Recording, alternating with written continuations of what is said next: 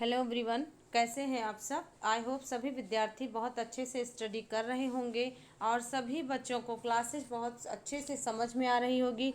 सभी क्वेश्चंस बच्चों बहुत इम्पॉर्टेंट है, तो आई होप आप सभी लोग इम्पॉर्टेंट क्वेश्चंस के नोट्स बना रहे होंगे और अपने आप को उन क्वेश्चन से कोरिलेट कर पा रहे होंगे। तो चलेंगे, आज हम सभी क्लास 11th अटेंड करेंगे इंग्लिश लिटरेचर की, और यहाँ पर हम सभी लोग figures of speech, literary terms और हिस्ट्री ऑफ इंग्लिश लिटरेचर, साथ ही साथ सभी पोएट और राइटर को कवर करते हुए चलेंगे। तो अपना फर्स्ट क्वेश्चन है, एलेक्जेंडर पोप से संबंधित है। An alexandrine is the last line of the. तो एलेक्जेंड्राइन क्या होता है, सबसे पहले इसको समझ लें फ्रेंड्स। तो ये हम सभी का एलेक्जेंडर पोप द्वारा यूज़ की गया मीटर है, जो 9 लाइन का होता है। ठीक है, 9 लाइन का होता है, जो स्पेंसेरियन स्टेंजा से मिलता होता है, तथा इसमें जो है 6 फीट होते हैं और 12 सिलेबल होते हैं, तो इसको एलेक्जेंड्राइन कहा जाता है। स्पेंसेरियन स्टेंजा को एलेक्जेंड्राइन कहा जाता है। स्पेंसेरियन स्टेंजा हमारा 9 लाइन का होता है, इसको आप समझ लें। तो इसमें से जो 8 लाइन होता है वो एम्बिक पेंटामीटर में होता है, और जो 9वां लाइन होता है यानी 8 लाइन जो होगा वो एम्बिक पेंटामीटर में होगा, और जो 9th लाइन होगा लास्ट लाइन वो आयम्बिक हेक्सामीटर में होगा। पेंटामीटर मीन्स 5 फीट 10 सिलेबल, और हेक्सामीटर मीन्स होता है 6 feet and 12 syllables. That is called Spencerian stanza, and we can say in another word Alexandrine. Okay, तो आई होप आपने इसको समझ लिया होगा। ओटवा रीमा 8 लाइन का होता है। ओटवा रीमा की जब हम सभी बात करें तो 8 लाइन का होता है। राइम रॉयल 7 लाइन का होता है। टेरेजा रीमा 3 लाइन का होता है, और स्पेंसेरियन स्टैंजा हम सभी का 9 लाइन का होता है। ये एक क्वेश्चन में जो 4 क्वेश्चन आपको दिए जा रहे हैं, यही तो बच्चों, यही तो अच्छी क्वालिटी है एक अच्छे विद्यार्थी की, एक क्वेश्चन में 4 क्वेश्चन जो अटेम्प्ट करे। ठीक है, ottava rima 8, rhyme royal 9, rhyme royal 7, Spenserian stanza 9 और टेरेजा रीमा 3 लाइन का होता है, जो कि हम सभी को मिलेगा पीबी शैले के ode to the west wind में, ode to the west wind में। ओके, तो चलते हैं क्वेश्चन नंबर हम सभी 2 पर। पेरीफ्रेजिस, ये क्या होता है, periphrasis which is a roundabout way of speech और writing is also known as. तो इसको जान लें फ्रेंड्स, ये एग्जाम में आया हुआ क्वेश्चन है। पेरीफ्रेजिस मीन्स होता है घुमा फिरा कर बातें करना। इसकी अगर शाब्दिक मीनिंग आप देखेंगे तो शाब्दिक मीनिंग कपटपूर्ण होता है। मीन्स क्या, सीधी सीधी बात ना करके गोल गोल घुमा करके मुद्दे पे ना आना, गोल गोल घुमाना, मतलब अपने बातों की में उलझाए रखना। That is called circumlocution in another word. Okay, तो सर्कमलोक्यूशन हम लोग इसको कहते हैं। लाइटोटिस क्या होता है, इसको बोलते हैं निगेटिव में पॉजिटिव, जैसे आई एम नॉट फूल, इसका मतलब मैं मूर्ख नहीं हूँ, तो मैं क्या हूँ, बुद्धिमान हूँ। ठीक है, कह सकते हैं अ मैन इज नो फूल, इसका मतलब ये आदमी मूर्ख नहीं है तो बुद्धिमान है। ऐसे सेंस में हम सभी लिटोटेस का यूज़ करते हैं। मेटोनमी को नेम चेंज कहा जाता है, नेम चेंज। ठीक है, फिगर्स ऑफ स्पीच बहुत ही इम्पॉर्टेंट हैं, और एग्ज़ाम में कभी डिफिनीशन तो कभी एग्जाम्पल पूछे जाते हैं। मेटाफर हम सभी जानते हैं, किसी चीज़ को कोई चीज़ कह देना, सिमली में सो लाइक एज का यूज़ होता है। क्वेश्चन नंबर 3 पर देखेंगे, the figure of speech in life is dream. बताइए, जीवन एक स्वप्न है, पर्सनिफिकेशन कर दिया जाए, सिमिली कर दिया जाए, मेटाफर कर दिया जाए, या मेटोनमी कर दिया जाए, बताएं। Personification, simile, metaphor and metonymy, which option is our correct option, बताएंगे। बिल्कुल सही फ्रेंड्स, देखिएगा ये पर्सोनिफिकेशन नहीं है, सिमली नहीं है, मेटाफर है, मेटोनमी भी नहीं है। जीवन एक स्वप्न है, यानी जीवन को स्वप्न कह दिया गया, तो किसी को कोई चीज़ कह देना मेटाफर कहलाता है। नेम चेंज मेटोनमी होगा, पर्सोनिफिकेशन मानवीकरण होता है। क्वेश्चन नंबर 4 को देखेंगे। क्वेश्चन नंबर 4 में है, elegy began to be so called because. Elegy किस चीज़ को कहेंगे या एलिजी कोई चीज़ कही जाती है क्यों? तो पहला ऑप्शन देखेंगे एलिजाइक मेजर होगा। Second option it was a poem of sorrow. Third option it was written by writers of elegies. And fourth option some expert critics named it so. बताएं एलिजी क्यों कही जाती है किसी चीज को? विलाप करना, इट मीन्स किसी के लिए रोना, वो सामाजिक दुख भी हो सकता है, किसी राजा के भी मृत्यु पर विलाप करना, किसी अपने के खो जाने पर विलाप करना, दैट इज कॉल्ड एलिजी। बहुत फेमस एग्जाम्पल हम लोगों को मिल जाएगा जॉन मिल्टन का लीसी दास। ठीक है, लीसी दास जो 1637 में लिखा गया था और एडवर्ड किंग की मृत्यु पर लिखा गया था। शैले के द्वारा हम सभी देखते हैं, शैले ने एडोनाइज लिखा था 1821 में जॉन कीट्स की मृत्यु पर। और आगे बढ़ते हैं तो थॉमस ग्रे के द्वारा elegy written in a country churchyard भी हम सभी को मिल जाएगा, जो कि एलिजी है। फिर देखिए वॉट विटमैन ने मॉडर्न एज में एलिजी लिखी है अब्राहम लिंकन की मृत्यु पर। ठीक है, तो ये सब जो है हम सभी का इम्पोर्टेंट है। तो क्वेश्चन नंबर 4 का बी ऑप्शन अपना करेक्ट होगा। तो चलते हैं क्वेश्चन नंबर 5 पर। क्वेश्चन नंबर 5 अपना correct answer, question number 5 which is the old man in the old man and the sea. तो फ्रेंड्स सबसे पहले इसको समझ लेना है, the old man and the sea लिखा किसने था? तो इसको ध्यान रखेंगे फ्रेंड्स, अर्नेस्ट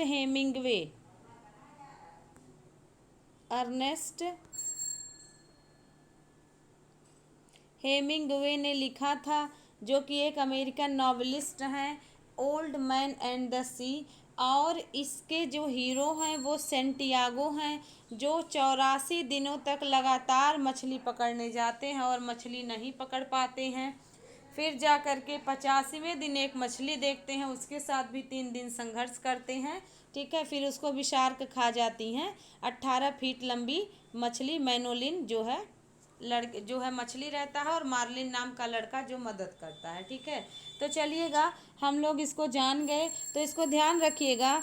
ये 1951 में लिखा गया था, 1952 में पब्लिश हुआ था, और इसी की वजह से फ्रेंड्स इनको पुलित्जर प्राइज़ मिला था। ठीक है, पुलित्जर प्राइज़ मिला था अर्नेस्ट हेमिंगवे को 1953 में, और नोबल प्राइज़ मिला था इनको 1954 में ओल्ड मैन एंड द सी की वजह से। ठीक है, इसमें मैन और नेचर के बीच संघर्ष दिखाया गया है। ठीक ना।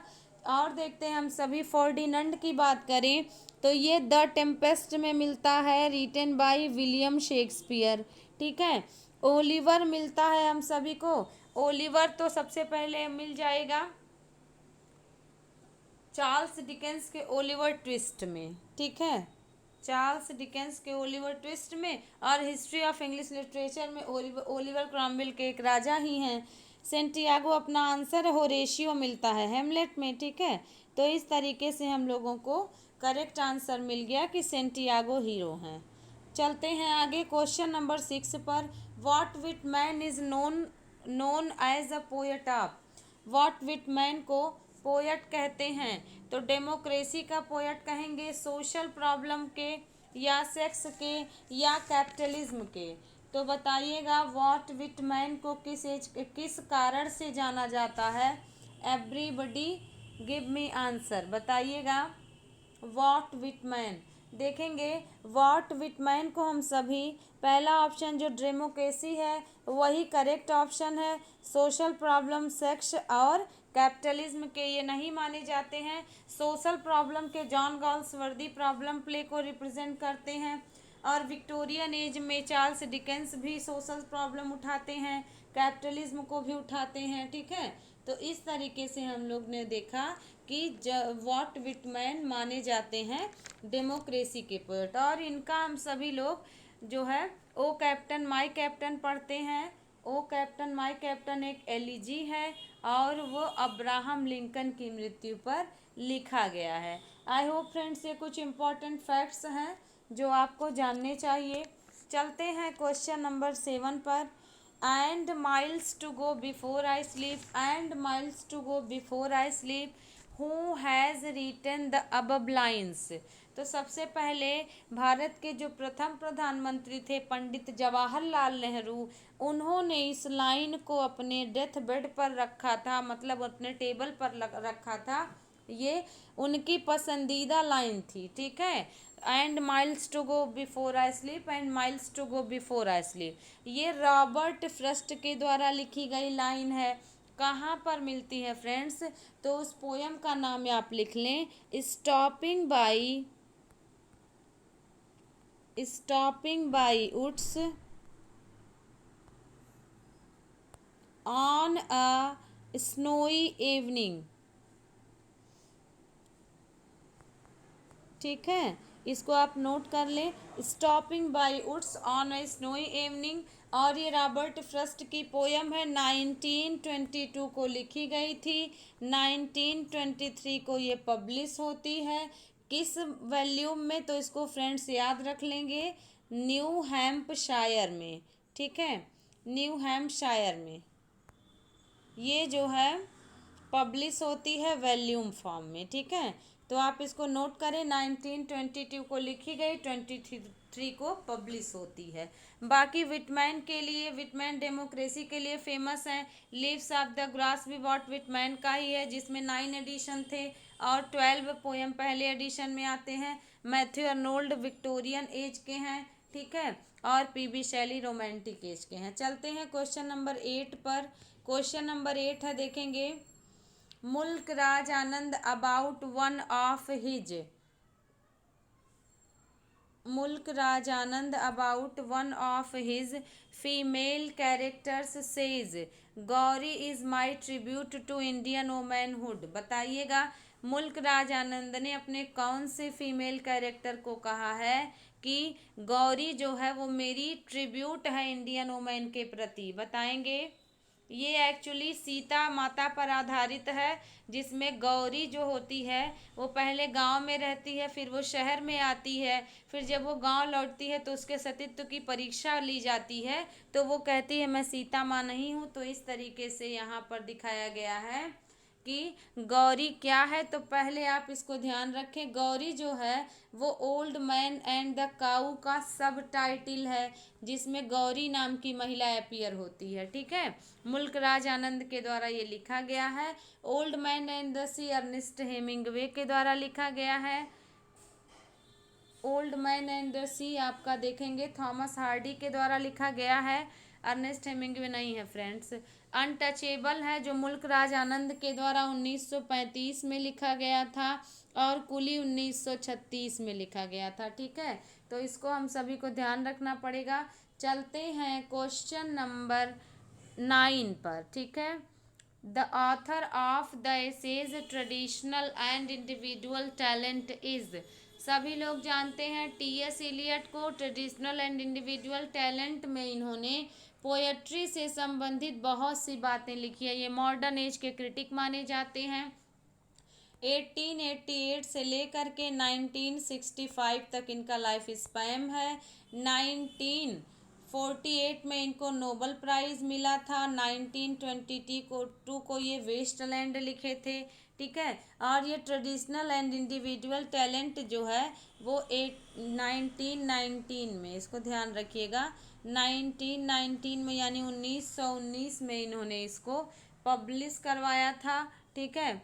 तो traditional and individual talent T S. Eliot का है, ठीक है। इसी में इन्होंने डिसोसिएशन ऑफ सेंसिबिलिटी और जो है मेटाफिजिकल पोएट वगैरह इसी से संबंधित है, जो कि 5 पोएम का कलेक्शन रहता है, ठीक है। 20 एसेज हैं और उसमें से एक एसेज जो है ट्रेडिशनल एंड इंडिविजुअल टैलेंट है। हेमलेट एंड इट्स प्रॉब्लम भी है, मेटाफिजिकल पोएट्स भी है, ये सब इनका इम्पॉर्टेंट एसे है, ठीक है।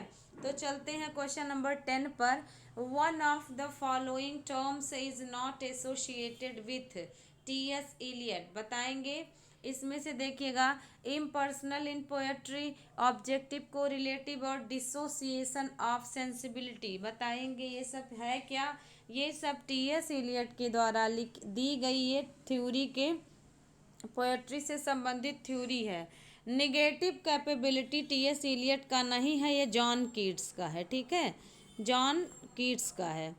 और जॉन कीट्स ने 1817 में अपने भाई जॉर्ज और थॉमस को पत्र लिखते हैं तथा ये शेक्सपियर के संबंधित, we are talking about William Shakespeare, उनसे संबंधित ये कहते हैं कि इनके अंदर नकारात्मक क्षमता धारण करने की क्षमता थी, that is called negative capability. Okay, तो आई होप आपको क्वेश्चन नंबर 10 समझ में आया होगा। बाकी जो है क्वेश्चन नंबर 11 पर चलेंगे। A form of verse adopted for singing or recitation which presents a dramatic or exciting episode in simple narrative form is called, बताइएगा।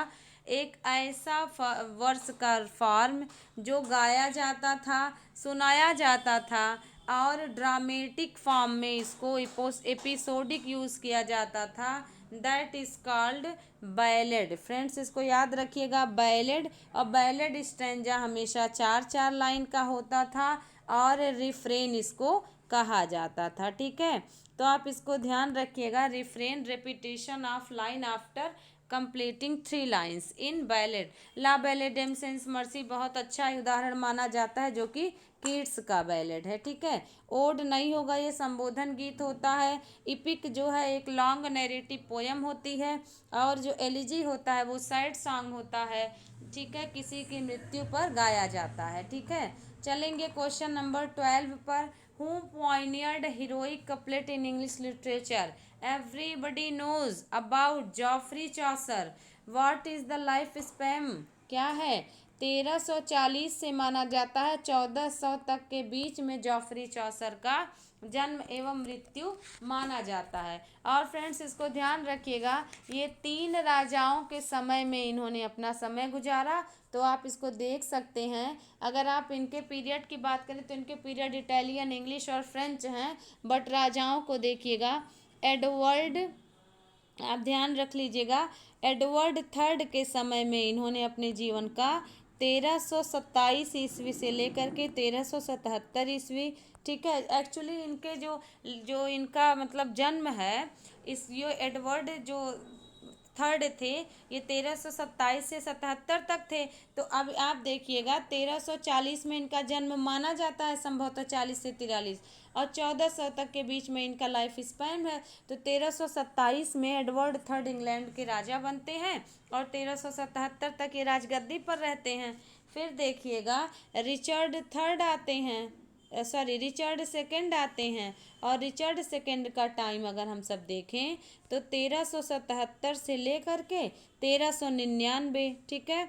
अब आप देखिए यही 1400 होने वाला है। और हेनरी फोर्थ, ठीक है, हेनरी फोर्थ के समय में ये 1399 में हेनरी फोर्थ राजा बनते हैं, और 1413 तक ये राजा थे हेनरी फोर्थ। तो वहाँ पर भी विलियम शेक्सपियर 1 वर्ष तक जो है जिंदा रहे, उसके बाद इनकी मृत्यु हो जाती है। तो आई होप आपको ये सारे फैक्ट्स समझ में आ रहे होंगे। और ये क्वेश्चन बनता है फ्रेंड्स कि जो है जॉफरी चौसर किन 3 राजाओं के समय में रहे, ठीक है, इंग्लैंड के कौन कौन से मोनार्क थे, ठीक है। और देखेंगे वॉर ऑफ रोजेस भी इन्हीं के समय में हुआ, बहुत बड़ी घटना थी वॉर ऑफ रोजेस। ये सब इम्पॉर्टेंट फैक्ट्स हैं फ्रेंड्स, आप इसको नोट करें, ठीक है। 1455 से लेकर के 1485 माना जाता है, उसके बाद फिर 85 में ख़त्म हो जाता है। और इन्हीं के समय में जॉफरी चौसर के समय में ही ब्लैक प्लेग फैला था, ठीक है, पहली बार ब्लैक प्लेग फैला था। और उस ब्लैक डेथ में, जिसको ब्लैक डेथ नाम दिया गया, वहाँ पर पादरियों तक की, बिशप तक की मृत्यु हो गई थी 1348 में। तब जा कर के चर्च में और भ्रष्टाचार शुरू हो जाता है, ठीक है, क्योंकि जो निम्न वर्ग के, कम पढ़े लिखे मध्यम वर्ग के लोग थे, वो जल्दी से जा कर के चर्च पर अधिकार जमा लिए और भ्रष्टाचार शुरू होता है, ठीक है। तो ये सब फैक्ट्स आपको मिल जाएंगे। जॉफरी चौसर इसके आंसर है, और इसका सबसे पहली बार यूज़ करें तो फ्रेंड्स इसको इन्होंने हीरोइक कपलेट का प्रयोग the Legend of Good Women में किया है। लीजेंड ऑफ गुड ओमेन में इसका प्रयोग किया है और कंटरबेरी टेल्स में भी हीरोइक कपलेट का प्रयोग किया है। ये होता क्या है, तो एम्बिक पेंटामीटर में 2 लाइन का पेयर होता है। जॉन मिल्टन ब्लैंक वर्स का यूज पैराडाइज लॉस्ट में करते हैं। जॉन ड्राइडन भी हीरोइक कपलेट के माने जाते हैं, पॉपुलर किए थे ये। इन्होंने All for Love blank verse में ही लिखा है।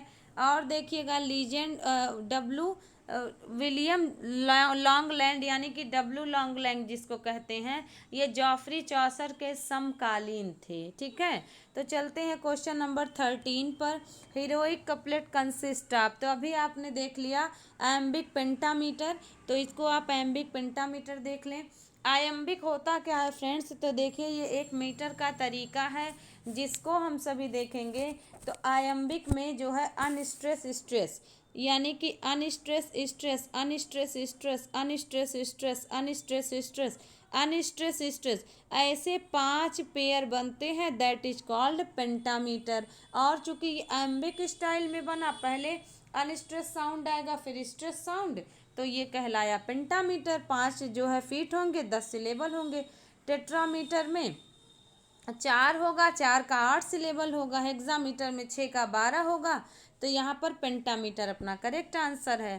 क्वेश्चन नंबर 14 देखेंगे। The English equivalent to the term mimesis, ये क्या है, तो मिमिसिस से ही मिमिक्री बनी है, आप ऐसे दिमाग में रख सकते हैं। मिमिक्री मीन्स होता है किसी का नकल उतारना। अब तो आपको बहुत अच्छे से हिंट भी मिल गया, तो आप सही कह रहे हैं। यहाँ पर इमिटेशन अपना करेक्ट आंसर है। पिरगेशन ऑफ जो है फीलिंग्स होता था, तो वो कैथारसिस कहलाता है। और क्लाइमेक्स तो हम लोग जानते ही हैं। ठीक है, ये नहीं होगा। मोनोलॉग मतलब होता है अकेले बात करना, ठीक ना। तो आप इमिटेशन, ये जो वर्ड है ना, ये ग्रीक टर्म है, ग्रीक मिमिस। ठीक है, जो मेमिसिस है ये ग्रीक टर्म है। इसका मीनिंग जो है होता है इंग्लिश में इमिटेशन, इमिटेशन। ठीक है, तो आप आई होप समझ पा रहे होंगे इमिटेशन, इसको मतलब नकल करना। ठीक है, तो चलते हैं क्वेश्चन नंबर 15 पर। In the novel the mayor of Casterbridge what is the name of Michael Henchard wife. Elizabeth उसकी बेटी का नाम था, जिसे वो अपनी बेटी समझता है। हालांकि वो न्यूसन की बेटी, बाद में पता चलता है इनकी अपनी बच्ची की मृत्यु हो चुकी थी।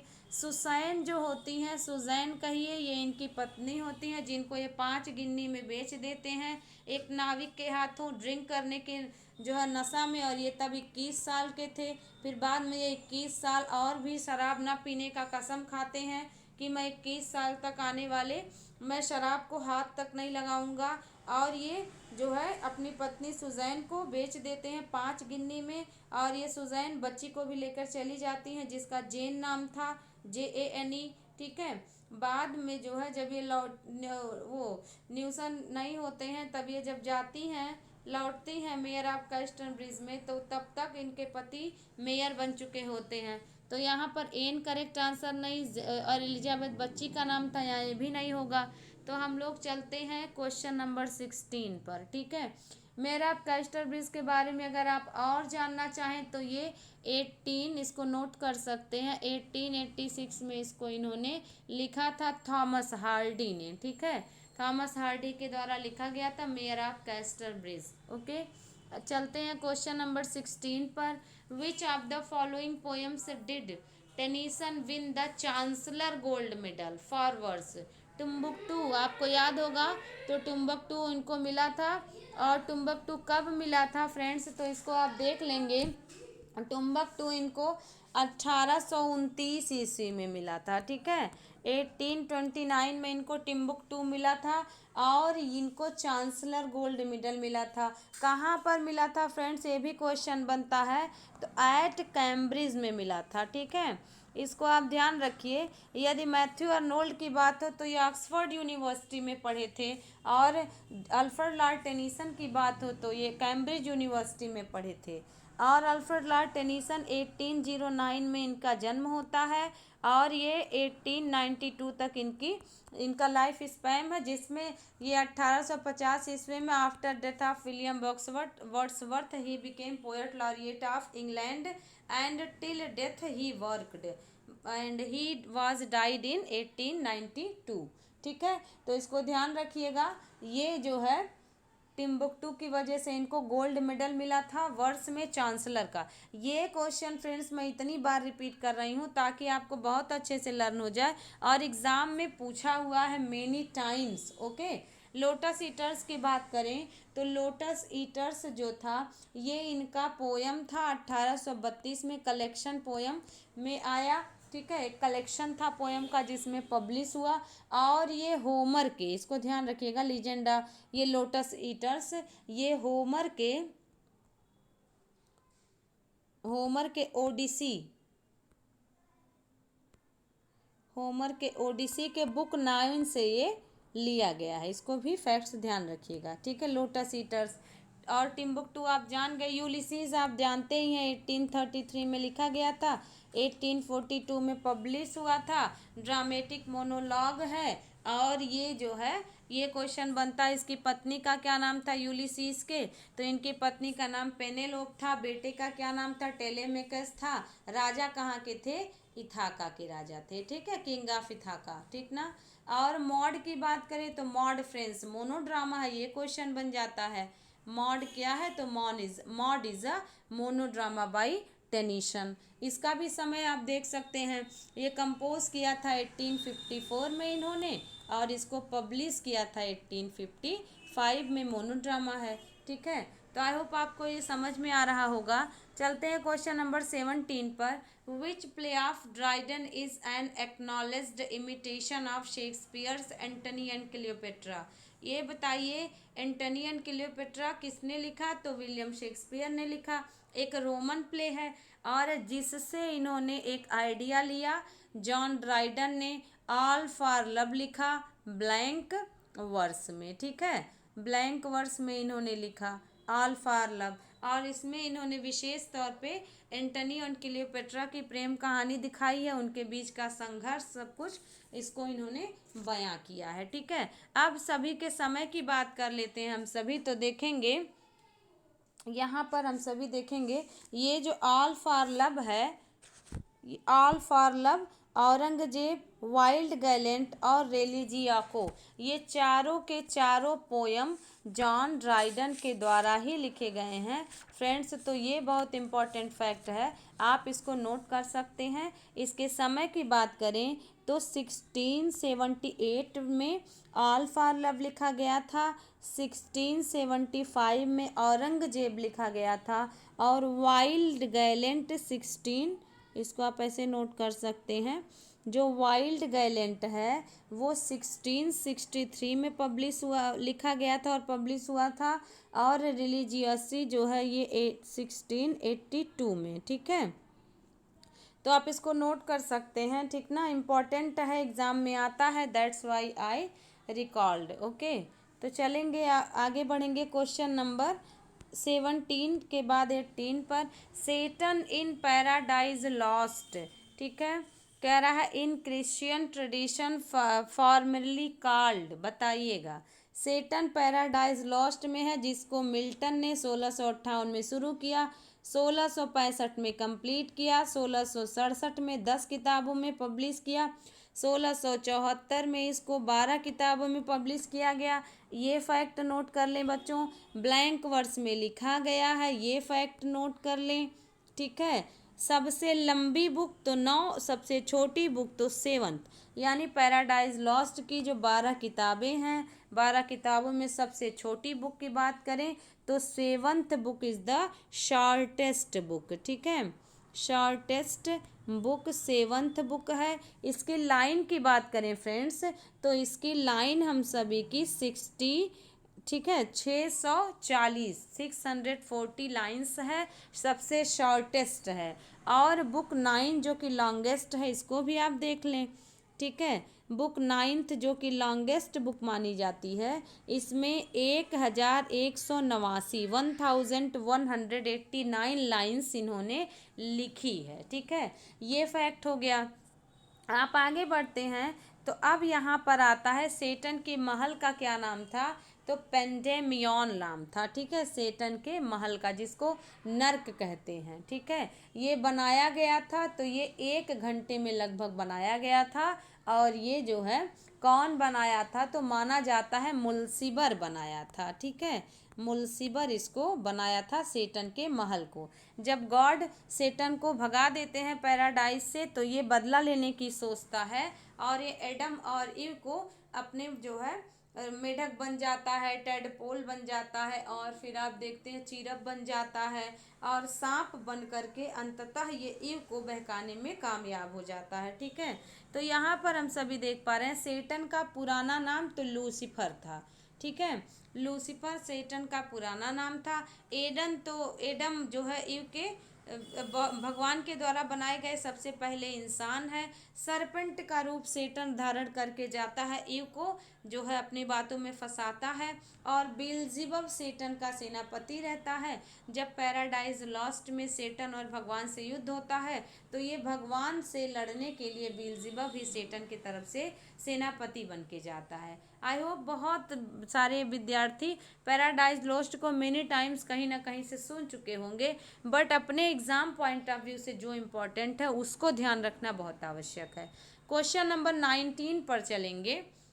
सोनेट किसने कहा है कि मिल्टन के हाथों में सोनेट आया और ट्रिम्पेट मतलब होता है विजय, यानी कि अपनी ख्याति को पहुंच गया।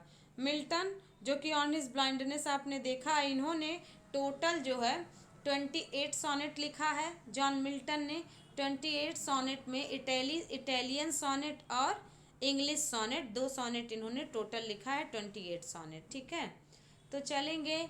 रॉबर्ट ब्राउनिंग बिल्कुल नहीं है मिल्टन से संबंधित। मिल्टन के लिए अच्छी सी अच्छी फीलिंग वर्ड्सवर्थ के मन में थी। इन्होंने टू मिल्टन लिखा है।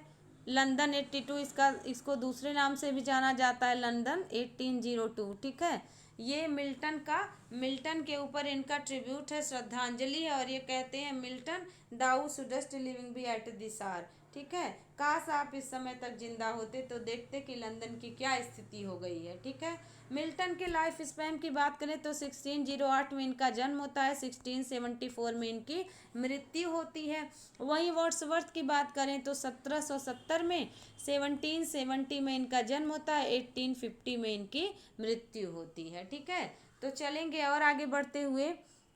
क्वेश्चन नंबर 20 लास्ट क्वेश्चन है बट नॉट लीस्ट, क्योंकि फिर मिलेंगे बहुत सारे क्वेश्चन को लेके। Venus and Adonis by William Shakespeare is written in 6 line stanza but rape of Lucrece is composed in, बताइए 6-7। मैं बताती हूँ बार बार बच्चों को कि 6-7 आप ध्यान रखिए। 6 में वीनस एंड एडोनाइस और 7 में राइम रायल। तो अगर आपने मेरी क्लासेस देखी होगी तो 7 लाइन का स्टेंजा राइम रॉयल कहलाता है, जो कि जो है 6-7 आप ध्यान रखेंगे तो आपको याद रहेगा कि रेप ऑफ द ल्यूक्रेसी ये जो है 7 लाइन में है, वीनस एंड एडोनाइस 6 लाइन में है। और इसको जो है विलियम शेक्सपियर ने शुरुआत के दिनों में लिखा था। फिर जो है आप देखते हैं कि ये Earl of Southampton, Henry Wriothesley, William Herbert, बहुत सारे नाम हैं, उनको इन्होंने डेडिकेट किया था। तो आई होप फ्रेंड्स आपको ये 20 क्वेश्चंस बहुत अच्छे से समझ में आया होगा। सभी क्वेश्चंस को नोट करें, धैर्यपूर्वक सुने, क्योंकि जितना ज़्यादा आप समय देंगे उतना ज़्यादा ही आप निखरते चले जाएंगे। एक दिन में कुछ नहीं होता, लेकिन एक दिन ज़रूर हो जाता है। Continue and constant practice makes winner. ठीक है, आप ध्यान रखिएगा, लगातार और धीरे धीरे आप जो है slow and steady wins the race कहा गया है ना, वही हम सभी को करना है। बेहतरीन दिनों की तैयारी के लिए बुरे दिनों से लड़ना पड़ता है। ठीक है, तो चलते हैं, मिलते हैं नेक्स्ट क्लास में। आपने बहुत समय दिया, थैंक यू सो मच।